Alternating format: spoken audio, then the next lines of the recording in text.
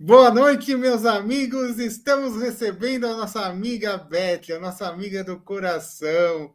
Ô, minha querida amiga, seja bem-vinda à Casa Espírita de Amor e Caridade, ajudando a caminhada.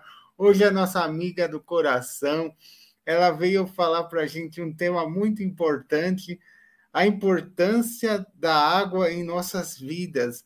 Como é importante, né, amiga, esse tema. Muito obrigado por estar aqui presente, por sempre estar nos ajudando nas tarefas de exposição. Deus te abençoe, abençoe toda a sua família linda. Obrigado, viu? E volte sempre, querida amiga. Você, por gentileza, amiga, você pode fazer uma prece para iniciar? No final, uma vibração em prece? Então, como sempre, seja bem-vinda e muito obrigada com você, querida amiga. Boa noite, Rodrigo. Boa noite, amigos que estão aqui ou que estarão. Agradeço todo esse carinho.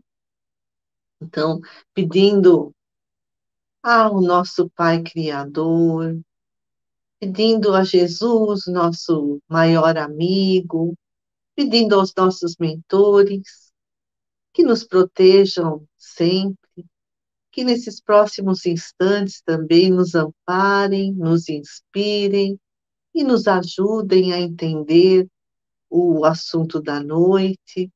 Senhor, agradeço por toda essa ajuda da espiritualidade. Graças a Deus. Então, tema, assim, eu achei muito interessante esse tema, a importância da água em nossas vidas. Então, a gente vai falar sobre o enfoque da ciência, da geografia, é, e também sobre o enfoque é, espírita, né? O que que a gente pode saber sobre a água?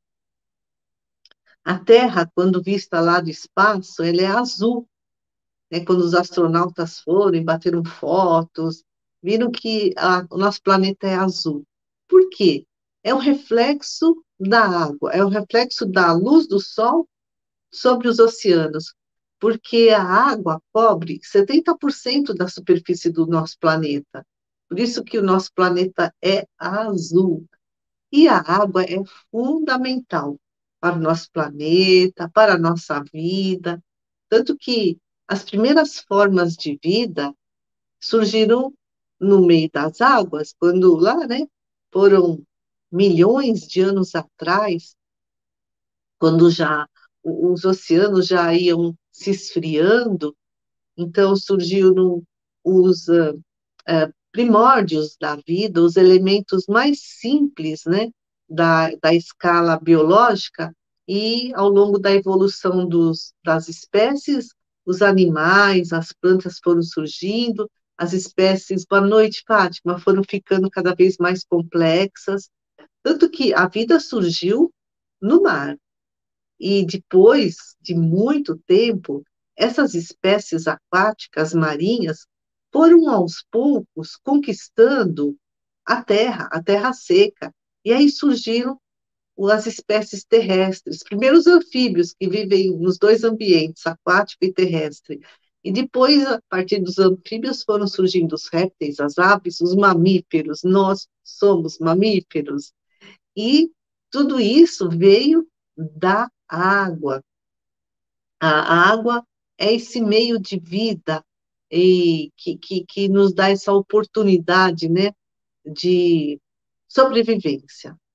Então, a evolução dos seres vivos sempre foi dependente da água, e a partir de então nós podemos pensar o quanto é fundamental preservar os recursos hídricos do nosso planeta. Significa o quê? Que estaremos garantindo a nossa existência. Muitas pessoas têm uma falsa ideia de que esses recursos hídricos são infinitos. A água, né, chove, cai na terra, alimenta os rios, daí evapora, chove de novo, isso numa sequência infinita. Mas apenas 2,7 do total da água do nosso planeta é que é formado de água doce, o resto é água ou que não está disponível para utilização. Ou então pode ser água congelada dos polos, água congelada dos rios, dos lagos, também água subterrânea e a água do mar, né, que é água salgada. E tem mais, a distribuição de água no planeta não é regular, tanto, né, que foram surgindo desertos ao longo desses últimos milhares de anos. Por isso, é necessário preservar o meio ambiente, porque a água é um bem comum, é um bem de todos. A água equilibra, né, o nosso planeta, conserva a biodiversidade, né, essa profusão de espécies, de seres orgânicos que existem. É, a água está muito presente nos organismos, por exemplo, as bactérias, elas são formadas de 75% de água, e existem bactérias que não são patogênicas, que não causam doenças e são necessárias para o nosso organismo. O alface é formado de 95% de água. A gente está com sede, come umas folhas de alface. Tem também a água-viva. Sabe por que que a água chama água-viva, né? Aquela animal assim meio transparente que vive no mar? Porque ela é formada de 98% de água. Foram muito criativos para dar esse nome para essa espécie. Então, a água regula o clima do nosso planeta, porque 2/3 da superfície terrestre é coberto dessa água no estado líquido, né? Os oceanos, os mares, os rios, os lagos, e também tem as águas subterrâneas, e as águas no estado sólido, as geleiras, a neve, e isso daí forma, né, uma circulação, por exemplo, toda essa água, sob a ação do calor do sol, né, então a água circula, os ventos que carregam as nuvens, é, o sol que transforma a água no vapor, então é o ciclo da água, o ciclo hidrográfico, que é vital para a biosfera. O que é a biosfera? É o conjunto dos seres vivos e dos seus hábitats, né, os locais onde eles vivem, aqui, né, da Terra. Nas partes superiores da atmosfera, o vapor se condensa, forma pequenas gotas, ou então flocos de neve, ou cristais de gelo, se a região é mais fria, e aí formam-se as nuvens, e são levadas pelo vento para outras regiões e aí chove, né? Existe a precipitação ou da chuva, ou da neve, ou do granizo. Olha o quanto a água é importante para o equilíbrio total, né, da nossa casa planetária, para o equilíbrio do nosso clima. E nós estamos tão habituados com a presença da água que a gente só se dá conta da importância da água quando ela falta. Então, quando a Sabesp corta o suprimento de água e a gente fica uns dias sem água, sem poder lavar a louça, sem poder tomar banho, meu Deus, né? A gente não consegue mais se acostumar com essa comodidade que é ter a água aí nas torneiras, né? E a falta da água é uma grande ameaça, porque a água é fonte de vida. E, olha, é tão importante, tanto que a água é fonte de vida, que quando os astrofísicos, astrônomos, eles detectam a presença de água em outros planetas, como é que eles detectam? Com a luz que chega, né? Então, eles analisam esse espectro luminoso que chega das estrelas, que refletem a sua luz nos planetas, e aí eles sabem que elementos existem naquele planeta, inclusive se há água ou não. E eles dizem que a presença da água em outros planetas é um forte indício de que haja vida. Então, a água é um elemento essencial para a sobrevivência nossa, dos animais, dos vegetais, porque formam, né, forma a maior parte das células, forma 70% do nosso peso corporal, é responsável pela produção de energia dentro das nossas células. quando a gente bebe pouca água, a gente fica desidratado, as células do nosso organismo trabalham menos. E a água é um solvente, então as substâncias se dissolvem na água. Ela transporta diferentes substâncias para as células, né? No sangue, na linfa, transporta minerais, nutrientes, vitaminas, por isso a gente tem que sempre beber bastante água, né? A água desintoxica o nosso organismo, né? Então os rins fazem essa desintoxicação, produzem a urina. A urina é formada de 95% de água, porque tem outros nutrientes dissolvidos, nutrientes não, metabólitos, né? Detritos, assim, que o organismo, dejetos que o organismo não precisa mais, nessa água que se transformou em urina. A água regula a nossa temperatura interna, então, quando está muito calor, a gente sua. E aí, né, a temperatura corporal diminui. A água regula o nosso intestino. Quer dizer, ela é essencial para todas as funções orgânicas. Em média, nosso organismo precisa de 2 a 4 litros de água por dia. E a gente precisa garantir, né, que seja uma água pura, segura, cristalina. Então, aí a gente usa água em outro, né? Por exemplo, na agricultura, na irrigação das plantas, nas indústrias, porque há muitos processos industriais que usam água, a água também é incorporada nesses produtos que são produzidos pelas indústrias, é usada na limpeza dos ambientes, para o consumo, né? Então, tudo, limpeza, higiene, cozimento de alimentos.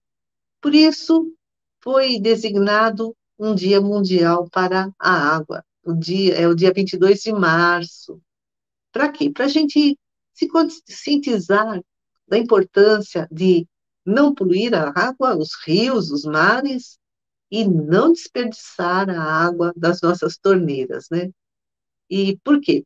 Então é importante, falando de tudo isso, resumindo o que a ciência, o que a geografia, o que, né, a economia nos fala, é importante preservar o ciclo vital da água, porque muitas regiões vêm sofrendo alterações, né?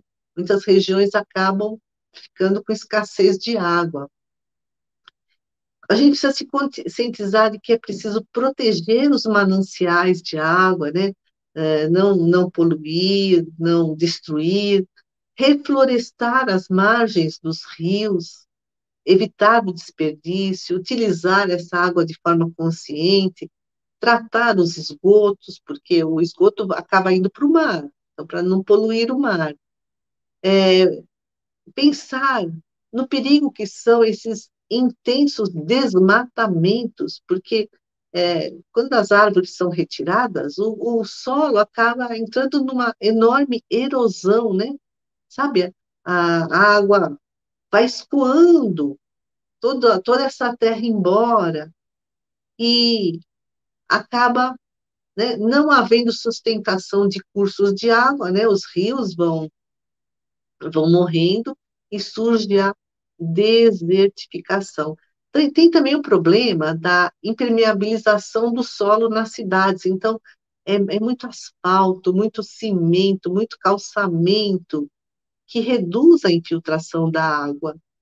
E esses cursos subterrâneos, que não são abastecidos pela chuva, acabam implicando em falta de água em algumas regiões.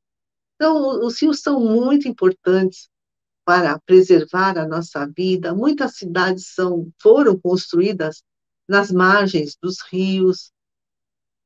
E a poluição da água, né? É uma ameaça real à nossa saúde e ao meio ambiente.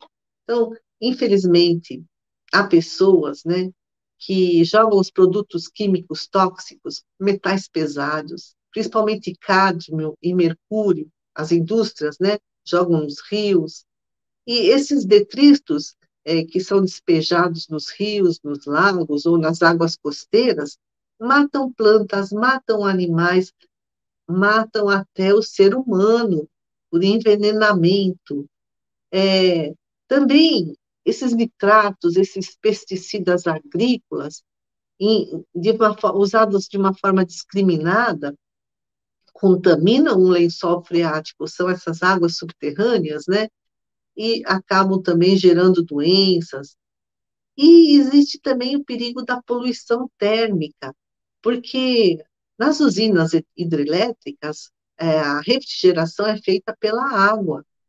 E essa água quente também, que foi usada nesse sistema de refrigeração das usinas elétricas, também causa poluição. Então, precisamos recuperar os rios poluídos, incentivar a educação ambiental, principalmente para as nossas crianças, para que usem a água de uma forma consciente.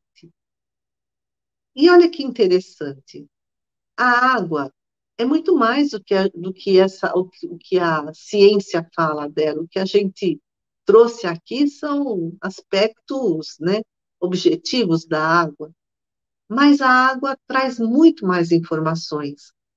Tem um fotógrafo e um escritor japonês, faz palestras pelo mundo inteiro, é só procurar na internet.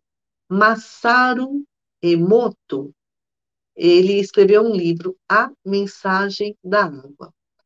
Tem até um documentário na Netflix que traz esse trabalho dele. Um documentário chama Quem Somos Nós? Quem Somos Nós? Então, Masaru Emoto fez experimentos, ele pegou diferentes águas, né, água de diversas localidades, de rios poluídos, do mar, de rios cristalinos, e congelou essa água e fotografou no microscópio. Algumas dessas águas formaram lindos cristais, outros formaram uma imagem escura, amorfa, né, sem definição. Então, as águas poluídas formaram, né, imagens distorcidas, escuras, e as águas cristalinas formaram cristais lindos de diferentes formatos. Aí ele fez outra experiência. Ele submeteu a água a diferentes sentimentos, pensamentos, músicas, imagens. Então, ele punha lá o pote de água e emanava, né, sentimentos bons ou ruins, palavras de carinho ou de ódio. E o que ele observou? Que as palavras e os sentimentos positivos formavam lindos cristais, brilhantes. É só procurar lá na internet, ou como Masaru Emoto, ou como A Mensagem da Água. Tem todas as fotos desses cristais, um diferente do outro, um mais lindo que o outro. E as palavras e os sentimentos negativos, né, formaram essa imagem amorfa, escura, não formaram cristais. E ele escreve no livro A Mensagem da Água, né? As estruturas moleculares da água se modificam quando expostas a palavras, sentimentos, músicas e até imagens. Então, a molécula de água, que é formada de H2O, né? Dois átomos de hidrogênio e um de oxigênio, são essas estruturas moleculares que, quando congeladas, formam cristais limpos ou imagens sem forma nenhuma, dependendo da vibração que recebeu. E 70% do nosso corpo é composto de água. Olha, imaginemos o quanto a nossa saúde é afetada pelas vibrações, sejam negativas ou positivas, né? Vibração negativa vai nos trazer doenças, desequilíbrios interiores. Pode ser a vibração que a gente emana, ou pode ser a vibração do ambiente, ou pelo qual a gente se sintoniza, né? Que a gente, como imã, atrai. E o Masaru Emoto fez um outro experimento do arroz, muito interessante. Então, ele cozinhou arroz e colocou em 3 potes. Num pote estava escrito, obrigado, eu te amo, em japonês, né?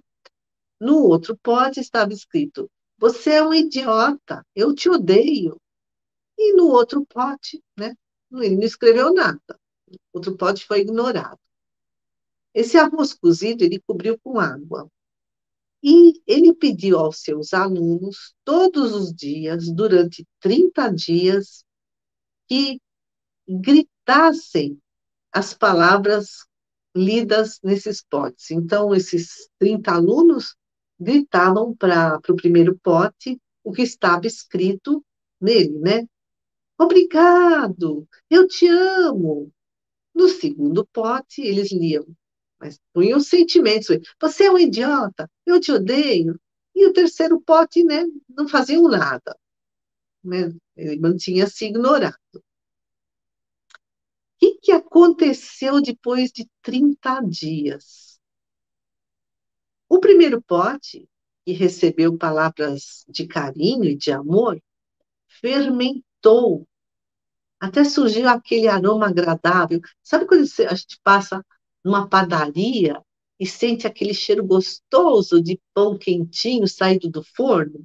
Né? Aquele fermento gostoso, né, que a padaria usa para fazer os pães. Então, eu fico imaginando que é esse aroma gostoso, né, do fermento. O segundo pote, que recebeu palavras de ódio, escureceu, sabe? Ficou quase preto, apodreceu. E o terceiro pote, que não recebeu nada, nem palavras de amor, nem de ódio, que foi esquecido lá só com um controle. Nesse caso, o arroz mofou. Sabe quando cria o bolorzinho?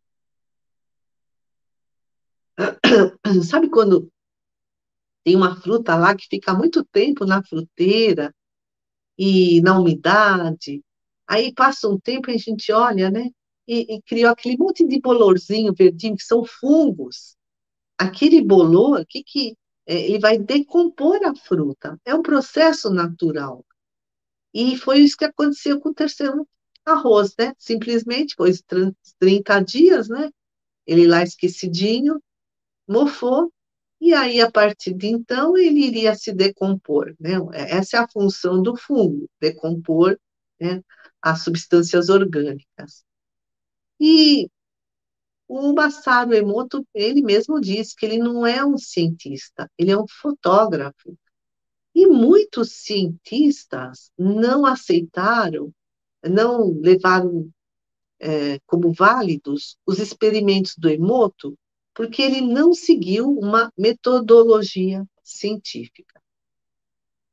Aí, vamos ver o que nos diz o espírito André Luiz no livro Nosso Lar, Psicografia de Chico Xavier. É o primeiro livro, né, da série Nosso Lar, são vários livros, quando o André Luiz desencarna e chega no plano espiritual e fica um tempo lá no umbral e é resgatado e é levado para uma cidade lá no plano espiritual chamado Nosso Lar.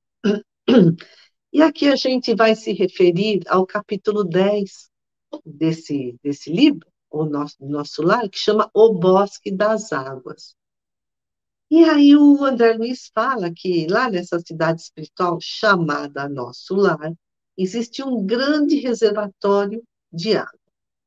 E ele lá, nesse livro, ele sai para visitar a cidade, acompanhando de um amigo, ele estava na casa desse amigo, depois que desencarnou, era o Lísias, que é o enfermeiro, né? O Lísias vai levá-lo para conhecer a cidade de Nosso Lar. E nesse capítulo, o Lísias comenta com o André Luiz que a água é quase tudo lá naquela cidade. Ele fala assim: a água é quase tudo em nossa estância de transição. Olá, Patrícia. A água é quase tudo em nossa estância de transição. Aí o André Luiz conta, né, que eles subiram num aeróbus. Aí ele descreve, é um transporte coletivo que tem lá, né, em Nosso Lar. Ele é um veículo muito longo e ele viaja suspenso do solo, a uns 5 metros do solo. Quando o passageiro vai entrar, ele, né, desce, os passageiros entram, ele sobe, continua a viagem.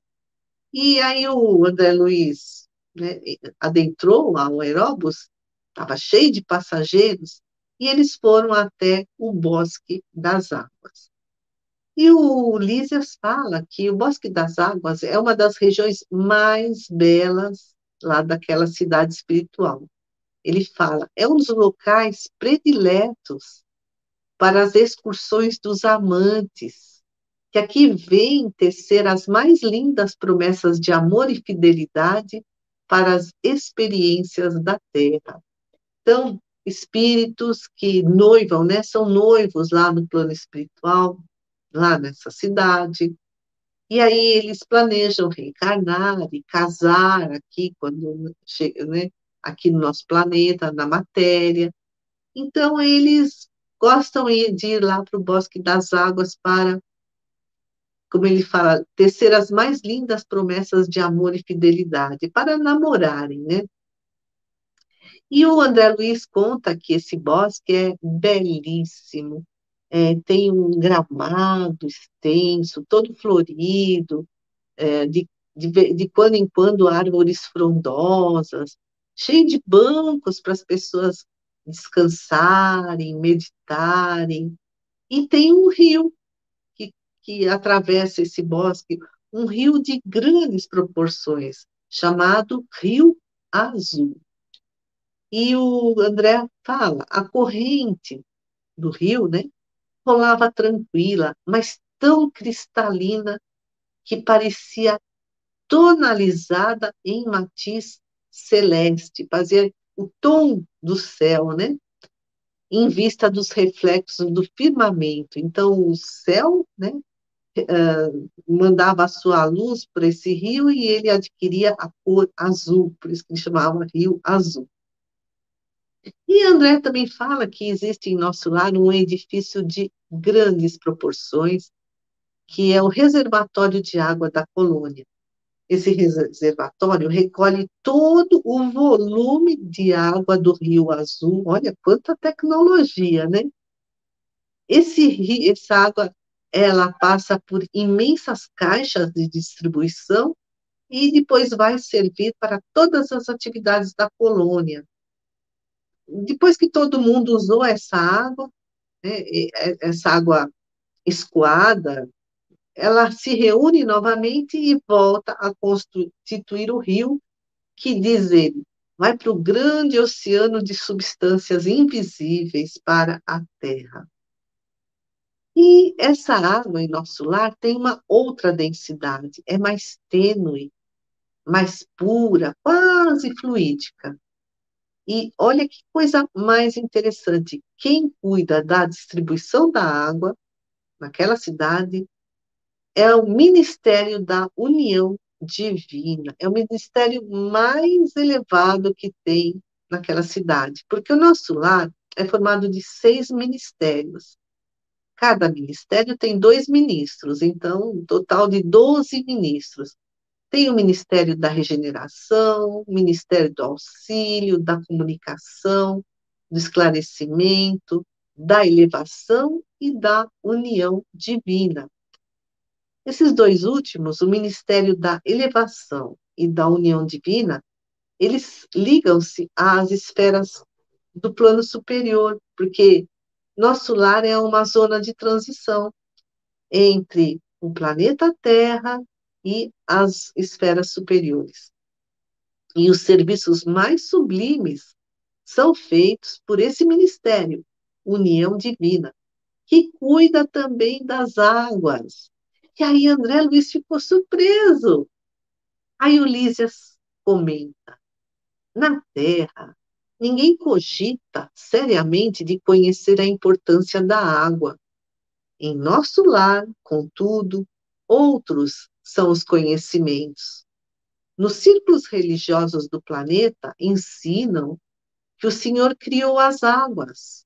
Ora, é lógico que todo serviço criado precisa de energias e braços para ser convenientemente mantido. Nesta cidade espiritual, sei lá, em nosso lar, né? Aprendemos a agradecer ao Pai e aos seus divinos colaboradores semelhante dádiva, a dádiva da água. Olha, será que a gente alguma vez já agradeceu a Deus por ter a oportunidade de ter água aí à nossa disposição?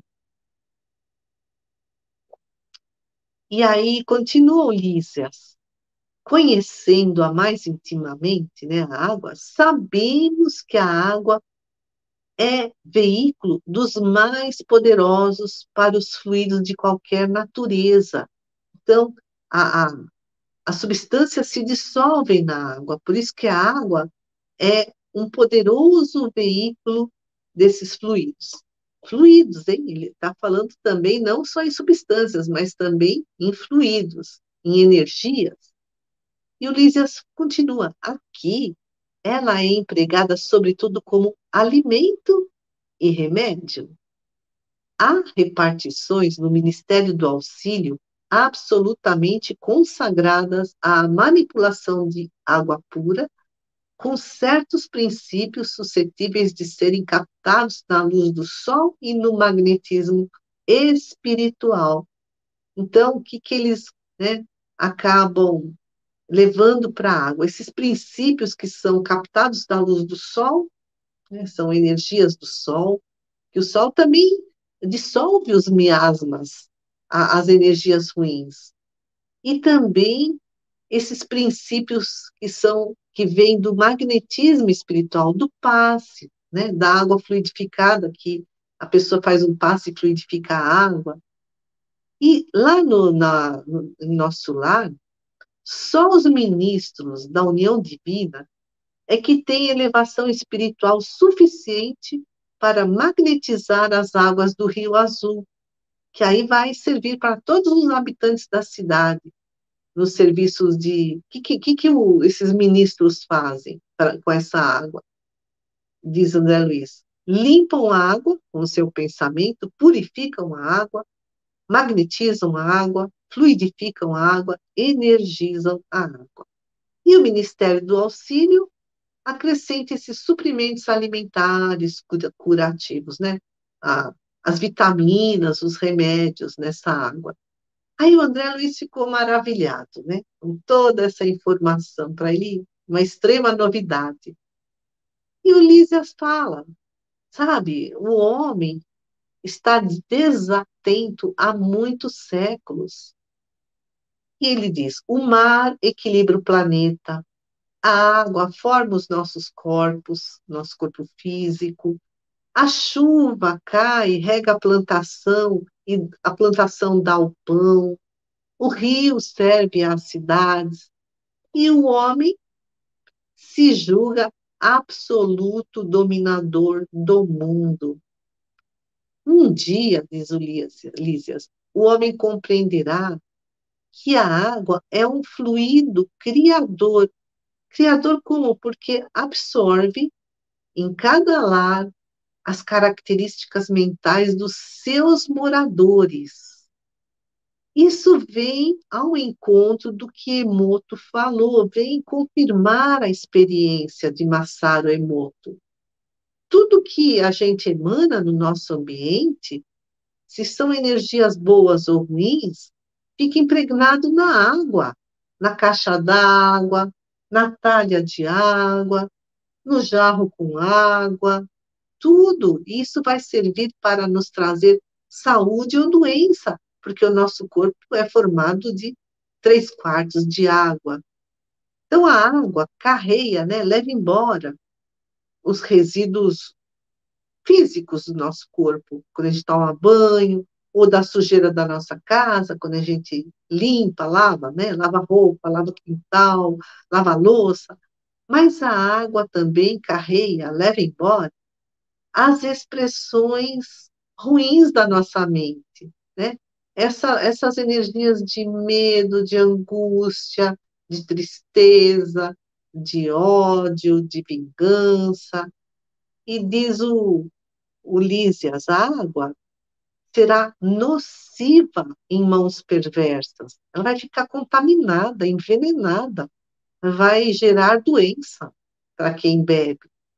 E ela vai ser útil nas mãos generosas. Olha lá os ministros da União Divina, ah, magnetizando a água do Rio Azul, né, para toda a população de nosso lar. E, e aí continua também a explicação lá do amigo do André Luiz, que quando a água está em movimento, né, a sua corrente espalha bênçãos de vida. Então, né, a chuva, o banho, a água absorve a amargura, os ódios, ansiedades, diz ele, lavando a casa material e também a nossa atmosfera íntima. E isso é verdade, porque às vezes a gente está cansado, estressado, a gente está agitado, ansioso, aí a gente vai tomar um banho e a gente se tranquiliza, se revitaliza. Então, os ministros da União Divina purificam a água, energizam a água, fluidificam a água com o seu pensamento. É que nem aqui, quando a gente fluidifica a água fluidificada nos centros espíritas, água fluidificada no Evangelho no Lar. Quando a gente vai fazer o Evangelho no Lar, a gente recomenda, né, uma sugestão, né, existe um roteiro para se fazer o Evangelho no Lar, ou colocar um jarro de água para todo mundo, acaba o Evangelho no Lar, cada um bebe um pouquinho, pode até guardar para durante a semana, ou cada um põe o seu copinho de água. E durante o Evangelho a gente faz uma prece, pede a presença dos nossos mentores amigos, né, da espiritualidade, e eles vêm fluidificar a água, eles vêm colocar lá o remédio que precisamos. Vou contar duas situações. Eu, quando meus filhos eram pequenos, a gente fazia Evangelho no Lar todo domingo ao meio-dia. E uma vez minha filha arrancou o dente do siso, os dois dentes do siso, mas foi assim, uma cirurgia delicada, o dente estava enterrado na gengiva, tinha problema de ficar com o nervo enroscado. Ela ficou com, assim, né? Ficou, parecia uma cachumba, né? Tinha uma cachumba. Ela tinha que ficar uma semana assim, bastante, tomando muito cuidado, porque foi uma cirurgia muito invasiva. E aí fomos fazer evangelho, né? Ela assim, né? Ela era criança, criança ainda, pré-adolescente, e aquela, não, já era adolescente, aquele pescoço assim, né? E a, as glândulas aqui todas inchadas, né? Eu sei, assim, terminou o evangelho no lar, é coisa de 20 minutos, meia hora, 15, cada um, não tem um tempo certo. A gente olhou para ela, não tinha mais aquele inchaço. E ela disse que durante o evangelho ela sentiu que aquele peso, né? Porque o inchaço é cheio de água, aquele peso desapareceu. E numa outra vez também, a gente costumava pôr um jarro de água. O meu filho, que tem vidência, ele via assim um redemoinho multicolorido, tipo arco-íris, né? Irisado, assim, luminoso, que era assim, ele era um redemoinho tipo um funil que começava maior, menor, menor, né? E até o jarro de água. É que a gente não enxerga, né, as coisas do plano espiritual. Tem algumas pessoas que têm essa mediunidade e aí nos contam tudo que vem e a gente fica maravilhado. Então, a água fluidificada no Evangelho no Lar é parecido com o que o ministro lá, os dois ministros da União Divina fazem com o Rio Azul. A água benta nas igrejas também é uma água que foi fluidificada pelos espíritos que cuidam daquela igreja, né? Pelos bons espíritos. Tem até nas obras do André Luiz, são várias obras, ele conta um episódio de que espíritos assim, muito doentes, sofredores, eram levados para a praia para que se banhassem no mar, porque o mar absorvia esses miasmas, né, dos seus perispíritos. E é a sabedoria, né? As milenares, os monges budistas, há monges budistas que têm o hábito de meditarem sob as cachoeiras. A Umbanda faz muitos trabalhos em cachoeiras. Então, é a água carreando, né, levando embora as energias ruins, pesadas, negativas. E agora vamos fazer um comentário muito interessante de um livro chamado O Evangelho por Dentro, cheio de bolinhas a água, bolinhas. É água fluidificada. Quantas vezes a gente faz evangelho no lar e a gente olha a água e ela, né, tá lá, inteirona, mas passa um tempo, tá cheio de pequenas bolinhas dentro dela. Eu não sei, acho que não vai dar para ver aqui, ó, que deu para ver um pouco melhor. Ó, tá vendo? Essa água não é gaseificada. Eu também trabalhava no centro espírita que cuidava dos animais, que cuida dos animais aqui em São Bernardo. Então a gente enchia garrafas de água da torneira mesmo, que era para os animais. Eram centenas de cães e gatos que iam fazer tratamento nos sábados. E a água ficava lá. Passava um tempo, depois que iniciavam os trabalhos de tratamento espiritual, as garrafas ficavam cheias de bolinha de ar, porque é a água que estava sendo magnetizada pelos benfeitores espirituais para serem distribuídas para os donos dos animais, né? Porque remédio dentro das águas que eram colocadas. Então vamos aqui para esse livro, O Evangelho por Dentro. O autor é Wagner Gomes da Paixão. Então ele comenta o, no, uma passagem de Mateus que está no capítulo 7, versículo 25, né? E ele diz assim, o Mateus: caiu a chuva, vieram as torrentes, sopraram os ventos, precipitaram-se contra aquela casa, mas não desabou, pois fora alicerçada sobre a rocha.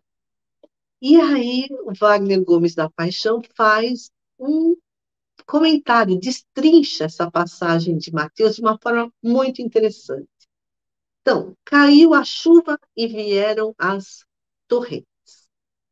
Aí o Wagner explica que na Bíblia a imagem da água é muito usada e significa renovação.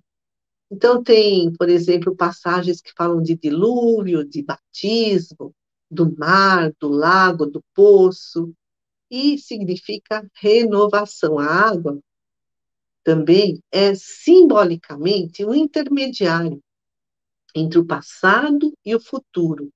É um elemento dinamizador de potenciais. E a água da chuva carrega também o magnetismo das cidades espirituais vinculadas em cada região do planeta.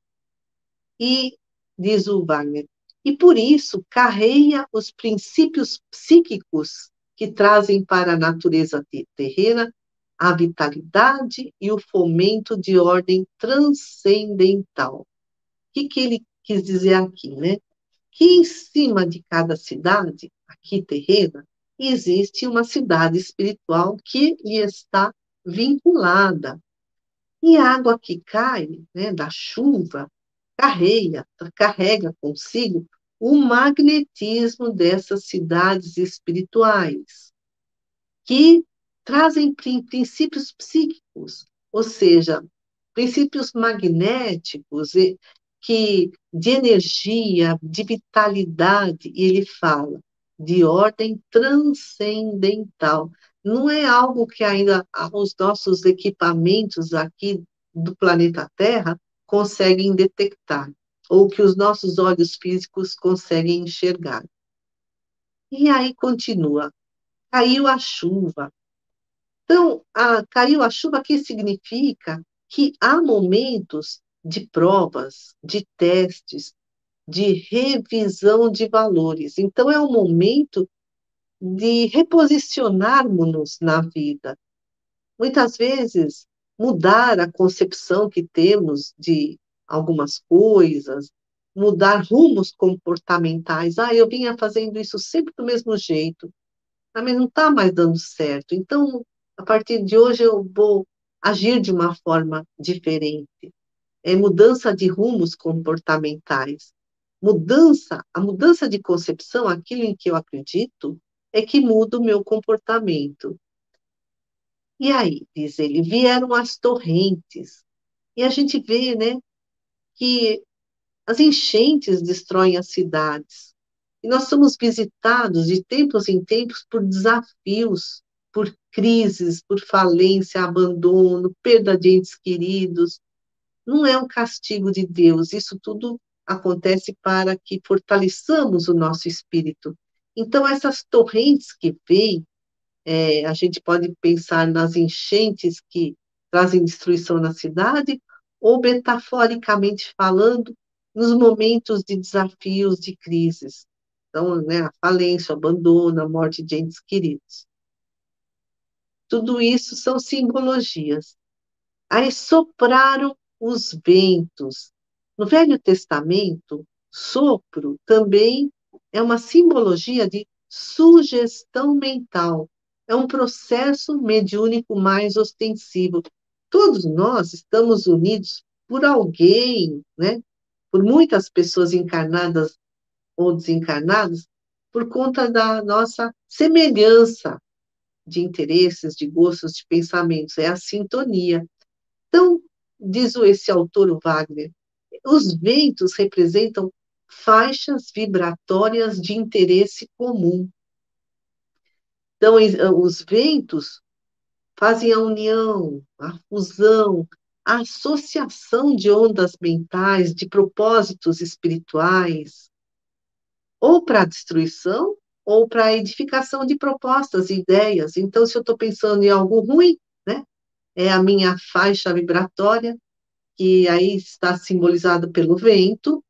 Essa minha faixa vibratória vai atingir outras pessoas que também têm esses pensamentos de destruição, e aí, né, somamos os nossos maus pensamentos, só podemos trazer prejuízo para nós ou para os outros. Ou se nós emanamos bons sentimentos, bons pensamentos, nós vamos atrair pensamentos, espíritos que têm pensamentos bons, sentimentos bons, ideias boas, são propostas de edificação. E continuando lá a passagem de Mateus, precipitaram-se contra aquela casa, né? Os ventos, a chuva precipitaram-se contra aquela casa, mas ela não desabou. E a casa aí representa o próprio indivíduo, representa cada um de nós com a nossa própria somatória evolutiva, tudo aquilo que já sabemos das muitas vidas, tudo que já aprendemos. E, e pode ser também essa casa um ideal que temos, um sonho, um propósito de vida. Então, quando Mateus fala precipitaram-se contra aquela casa. São dias de testemunhos, né? Os ventos, as chuvas precipitaram-se sobre os nossos sonhos, os nossos ideais, os nossos propósitos de vida, mas é preciso resistir, né? Nesses dias de testemunhos, é preciso resistir ao mal. São testes que chegam e chegarão para que possamos progredir, né? Espiritualmente falando. Aí o Mateus fala, o Mateus evangelista, que a casa não desabou porque estava alicerçada sobre a rocha. E aí a importância da vigilância, porque a casa, como, né, simbolicamente aqui, é o nosso próprio eu, os nossos ideais, as nossas metas, os nossos sonhos, os nossos propósitos de vida, para que eles não desabem. E como é que eles não desabam? Mantendo a vigilância, a perseverança, a confiança em Deus e a confiança em nós mesmos. Então, quanta coisa, né? A água encerra, quanta coisa boa ela nos traz.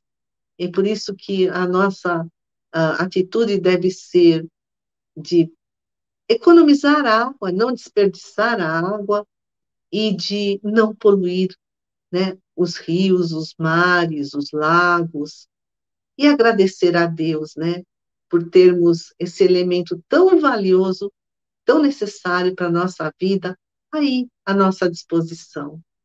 Então, queremos fazer uma vibração para o nosso planeta, para toda a natureza, que todos os rios, mares, que todos os lagos sejam abençoados por Deus, possam receber as nossas vibrações, o nosso amor, a nossa gratidão, e também uma vibração por todos os moradores do nosso planeta, que possamos cuidar dos nossos pensamentos, dos nossos sentimentos, e só vibrar coisas boas para tornar essa psicosfera mais higienizada, mais leve, mais nutritiva, mais amorosa. Queremos vibrar por aqueles que estão sofrendo, seja aqui no plano da matéria, seja no plano espiritual, sofrendo por estarem sozinhos, ou doentes, ou desiludidos, ou deprimidos, por aqueles que estão passando por momentos de provas, quando esses ventos e essas tempestades batem, né, em seus ideais, em seus propósitos, queremos vibrar para que eles possam manterem-se bastante confiantes, perseverantes. E queremos vibrar também por nós mesmos, pelos nossos familiares, e agradecendo a Deus, a Maria Santíssima, a Jesus de Nazaré, por estarmos aqui aprendendo tanta coisa boa dos benfeitores espirituais, que possamos colocar em prática tudo isso que estamos aprendendo em prol de nós mesmos, em prol do nosso planeta, em prol do próximo. Glória a Deus nas alturas e paz na terra aos homens de boa vontade. Que assim seja. Muito obrigada, amigos. Uma boa noite. Que a paz de Jesus esteja conosco.